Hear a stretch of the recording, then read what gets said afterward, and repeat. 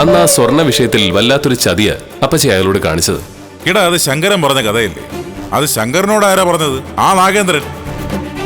എങ്കിലും ആ സംഭവം നടക്കുന്നതിന് മുമ്പ് വരെ നമ്മുടെ ജ്വല്ലറിയെ വളർത്തിയതിൽ നാഗേന്ദ്രൻ ഒരു പങ്കില്ലേ ഇളയച്ച? മുത്തശ്ശന് ഇഷ്ടമില്ലാത്ത ആൾക്കാരെ പറ്റിയൊന്നും ഈ വീട്ടിനകത്ത് സംസാരം വേണ്ട.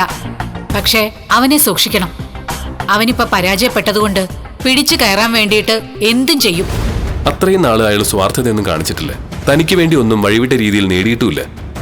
അങ്ങനെ ഒരാൾക്കൊരു സുപ്രഭാതത്തിൽ തറവാട്ടിൽ നിന്ന് പോവേണ്ടി വന്നിട്ടുണ്ടെങ്കിൽ അയാൾ ആ സ്വർണത്തിന്റെ കാര്യത്തിൽ ചതിക്കപ്പെട്ടതിനേക്കാൾ വലിയൊരു ചതി നടന്നിട്ടുണ്ട്. അടുത്ത കോടതി കൂടുമ്പോ നിനക്ക് ഡിവോഴ്സ് കിട്ടുകയാണെങ്കിൽ ഉറപ്പായിട്ടും മുടങ്ങിപ്പോയി നിന്റെ നിശ്ചയം ഞാൻ നടത്തും. നടത്തിക്കോ. പക്ഷെ അവളുടെ കയ്യിൽ മോതിരിടാനേ ഞാൻ ഉണ്ടാവില്ല.